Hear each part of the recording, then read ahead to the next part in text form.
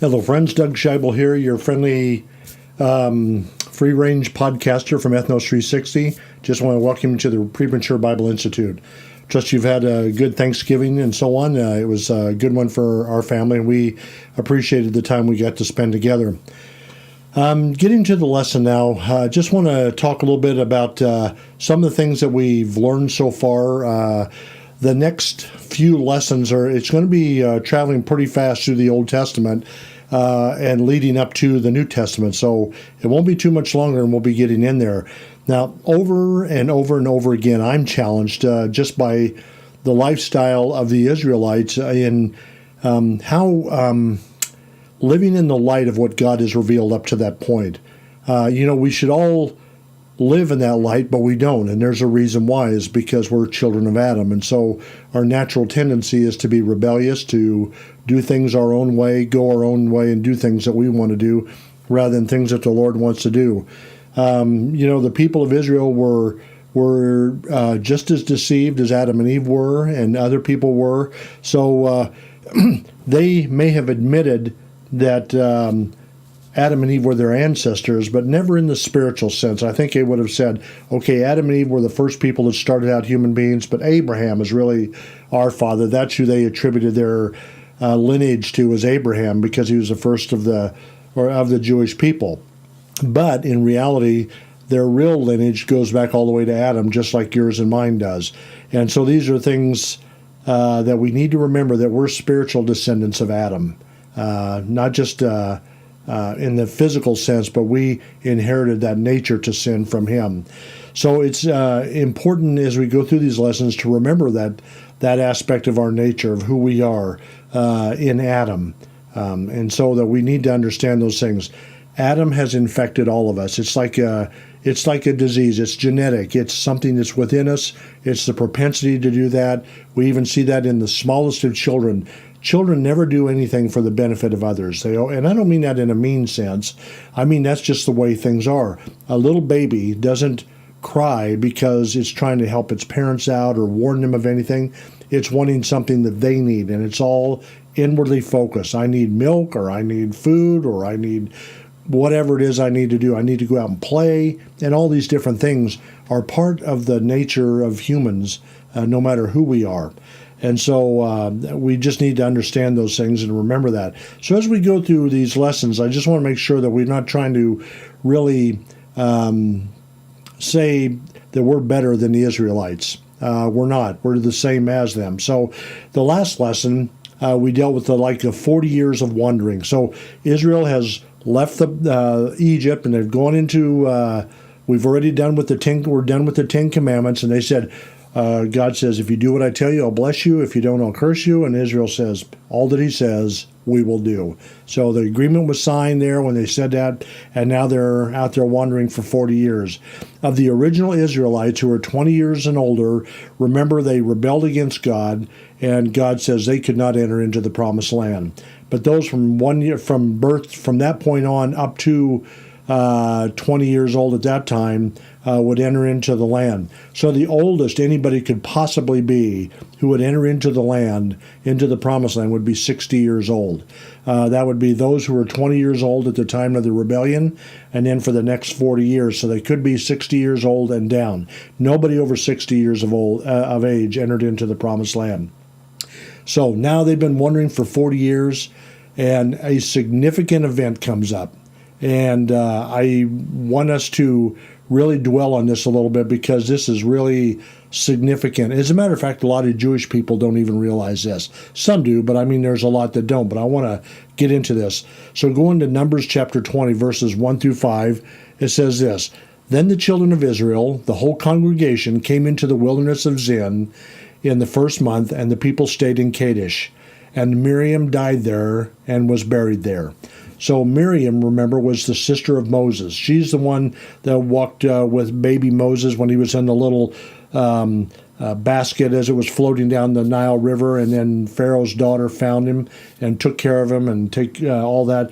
And so Miriam was the one who handled that. That was his older sister. So Miriam dies, and she is buried there. And so they did that, and everything was up to this point was okay. But then something happened. And so we want to start going with that now. Verse 2, it says this in chapter 20. Now there was no water for the congregation, so they gathered together against Moses and Aaron. And the people contended with Moses and spoke, saying, If only we had died when our brethren died before the Lord. Why have you brought up the assembly of the Lord into this wilderness, that we and our animals should die here? And why have you made us come up out of Egypt to bring us to this evil place? It is not a place of grain or figs or vines or pomegranates. Nor is there any water to drink. So here we are.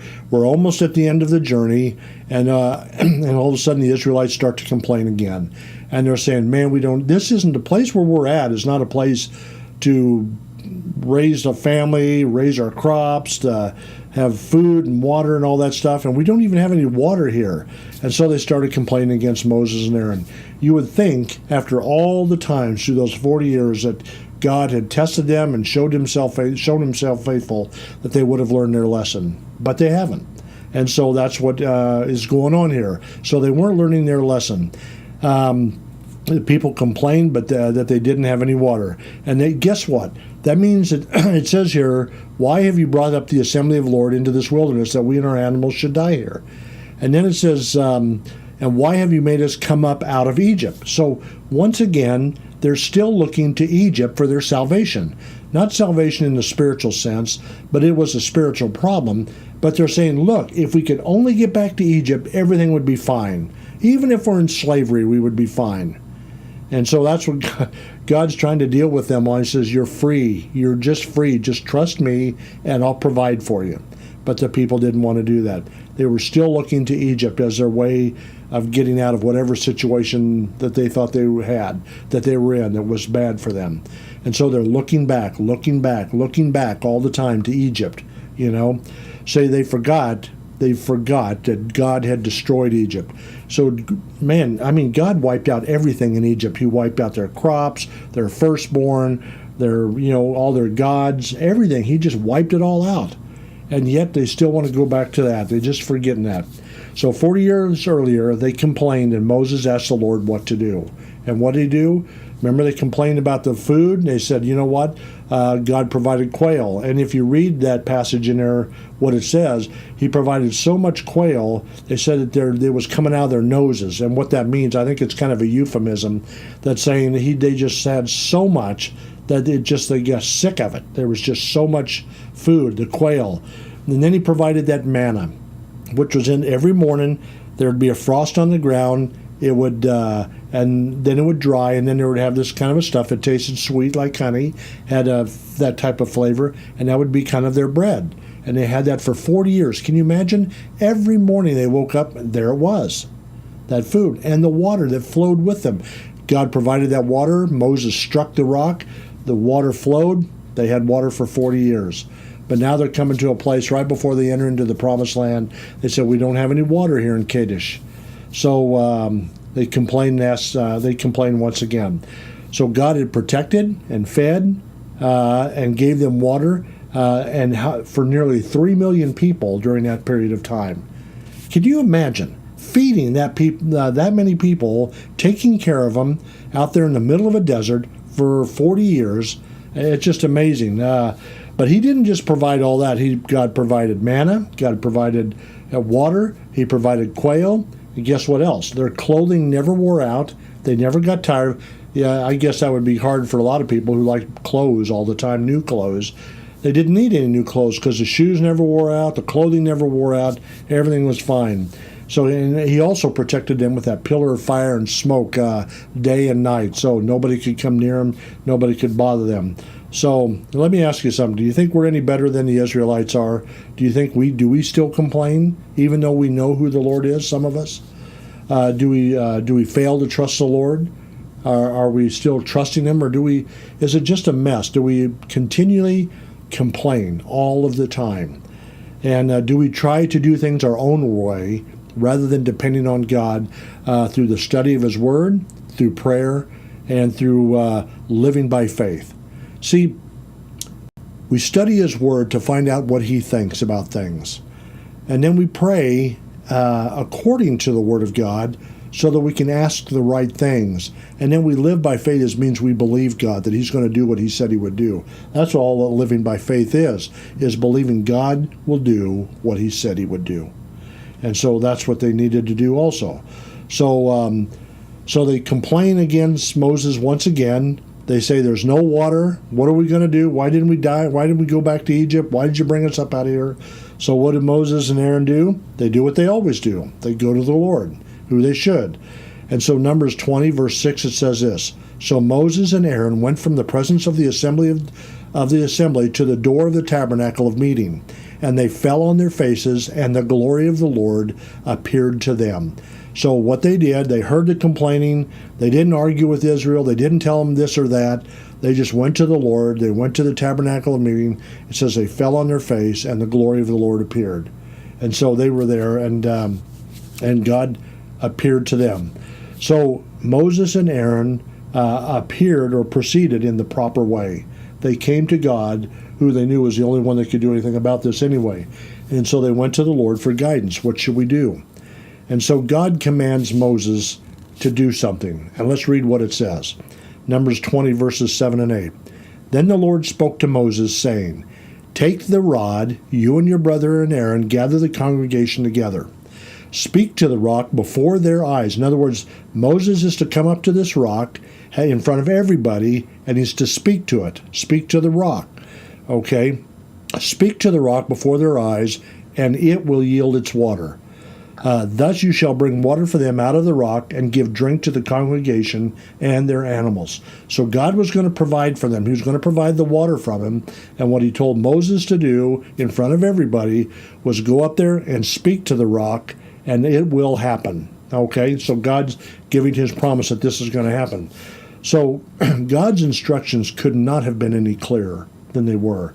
Absolutely clear. Would anybody else understand if somebody told you, if you want to hit a home run in a baseball game, speak to the bat, and I'll make sure you hit a home run?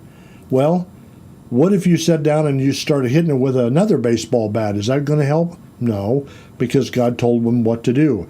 He says, go to the rock that the Lord was evidently pointing out, whichever rock that was. Do it in front of all the assembly. Speak to the rock. The rock will provide water enough for Israel and all its livestock. Simple, plain, to the point. Not a lot of beating around the bush. This is what he says to do. So now remember, 40 years before what God said, God told Moses to strike the rock, to hit the rock with his rod. And the rock provided water for Israel during that time. For 40 years it provided water. So now he's told to speak to the rock. So, and will God provide water or not? What do you think? So Moses does this in verses 9 through 11 of chapter 20. So Moses took the rod from before the Lord as he commanded him. Okay, so he's doing what God said, took the rod. All right, and Moses and Aaron gathered the assembly together before the rock. And he said to them, Hear now, you rebels, must we bring water for you out of this rock? Then Moses lifted his hand and struck the rock twice with his rod, and water came out abundantly, and the congregation and their animals drank.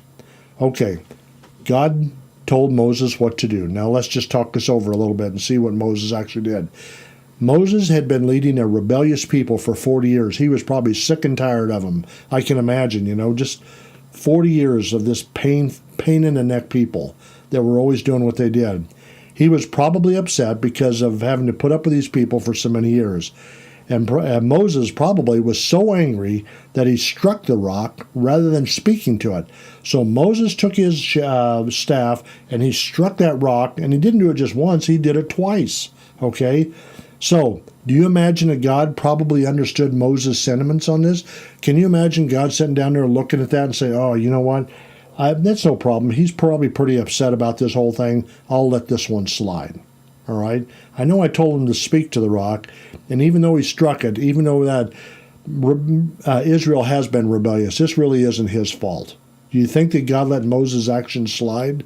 Well, let's see. Verse 12 of chapter 20. Then the Lord spoke to Moses and Aaron, Because you did not believe me to hallow me in the eyes of the children of Israel, therefore you shall not bring this assembly into the land which I have given them. Okay?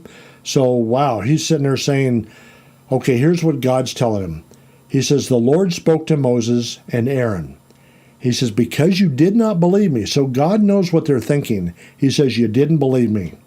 He says, to hallow me in the eyes of the children of Israel. In other words, to honor, to respect me. You dishonored me in front of the whole nation of Israel by striking this rock rather than speaking it. Now, that must mean that Israel understood what Moses was to do. I mean, that's what I'm thinking. Even if they didn't, somehow he was, well, let me say this. It's recorded for us today. And Moses actually wrote all this down. So Moses is the one recording what he did. So he knows that he didn't honor him. So you didn't honor me in the eyes of the children of Israel. Because of what you did, because you dishonored me and disrespected me in front of everybody, therefore you shall not bring this assembly into the land which I have given them. I am giving the land to them. I'm giving it to the ones I said would go in there. But Moses, you're not going to get it. You're not going to get to go into the land.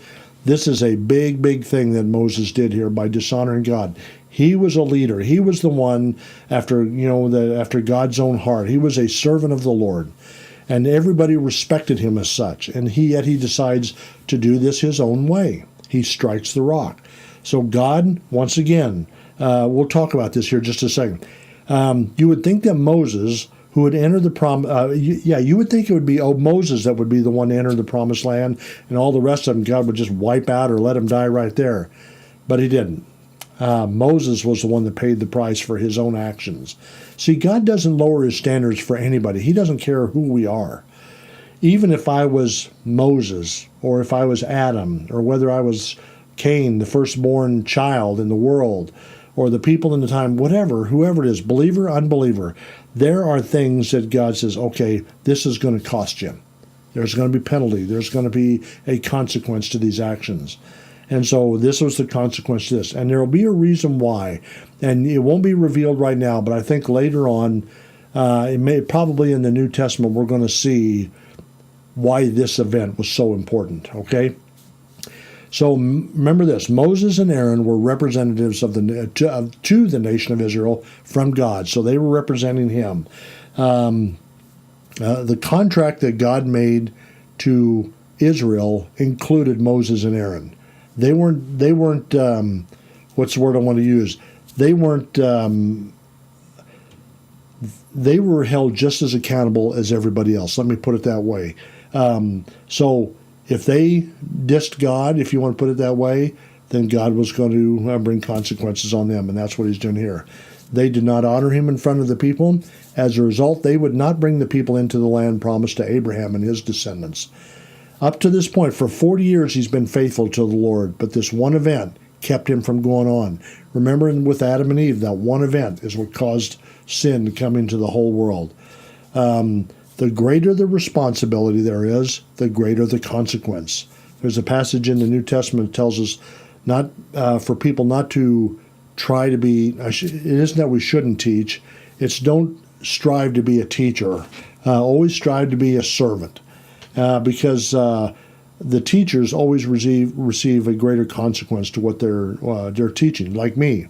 Right now, what I'm telling you right now, I will receive a greater consequence for telling it to you than you are for hearing it, because I'm the one that's purporting to tell you truth. And if I tell you something that's not true, then there's going to be a consequence to that. So I work very hard at it. I try my very best. If you see something that you don't think is true, that's okay. Let me know. And then maybe we can talk about it and see why, or maybe you can understand why I said it the way I did. So sin, remember once again, sin never affects just the person who's doing the sinning. Okay? Moses did this, but it affected a lot of other people. He wouldn't be in the land with them to help them and doing what they did. Okay? So Moses and Aaron, they're not going to be able to go into the promised land.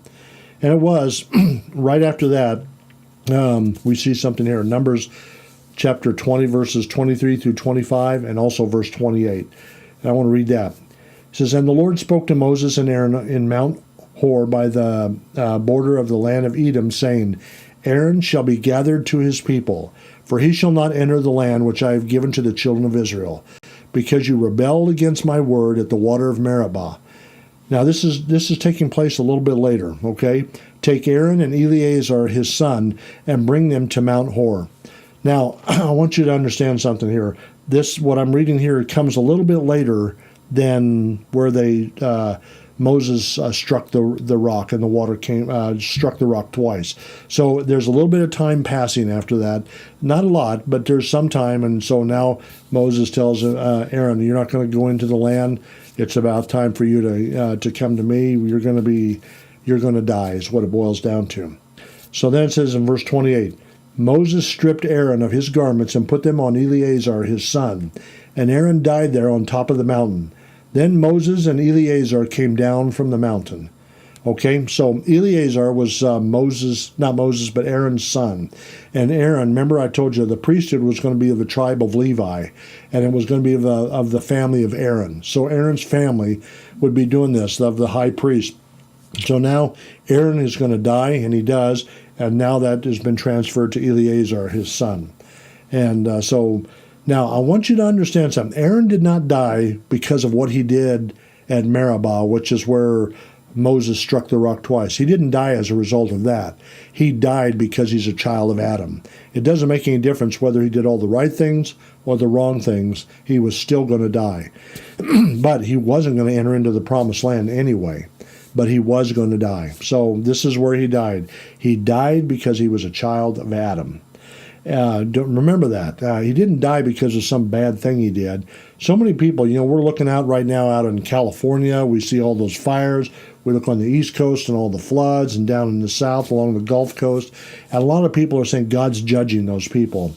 Well, God doesn't rule in a throne of judgment right now. He's ruling on a throne of grace. And so he's allowing people as much possibility as they can for people to reach them with this message. Not everybody will be saved. That's not my point. My point is he's given everybody great opportunity to be saved, to become believers, to become one of his children. But no matter what, we're still going to physically die, no matter who we are. But God, the fires that are happening out there isn't because God's judged them, says, okay, I'm going to wipe you guys out. No, that's not the point. That's just part of the fall, part of what Adam did. It's affected all of nature. It's affected all of mankind, everything. The entire universe is affected because of what Adam did. So, but he didn't die. Aaron didn't die because of what he did with Moses. He's dying because he's a child of Adam, and that's all there is to it. Aaron could not enter the land because of what he did at the waters of Meribah. And Aaron's son Eleazar, like I said, became the high priest. So God always keeps his word. I want to conclude with this. God always keeps his word. No matter what we do, no matter what we say, God will always keep his word. He's promised things, and he cannot go back on his promise. He told the Israelites who rebelled against him that after they left Egypt, that all who were 20 years old and older, who were 20 years and older would not enter the promised land. He said that right the 40 years before that, and they're not going to. All right. Now he tells Moses and Aaron that they will not bring the people into the promised land, and he's going to keep his word on that. Moses does not lie. God does not lie, and there are always consequences for our actions. So we need to remember that. So let me ask you something. Do you think that Israel is finally learning their lesson, that they're finally getting it, that they're finally understanding? Judging on what you've seen so far, do you think they've got it? Do you think they're going to finally learn their lesson and say, okay, we're going to follow the Lord? Well, we'll see that in the next lesson. Remember, if you want to listen to these, or if you have friends that want to listen to this, get them to my podcast, which is, the Premature Bible Institute. Just have them go to their favorite podcast and just look that up. Or if they want to watch it on YouTube, they can just get on YouTube and look up my name, Doug Scheibel, D-O-U-G, and then my last name, Scheibel, S-C-H-A-I-B-L-E, and they'll find it there, and they can look it up there. So just want to say thanks again. See you next week. Bye.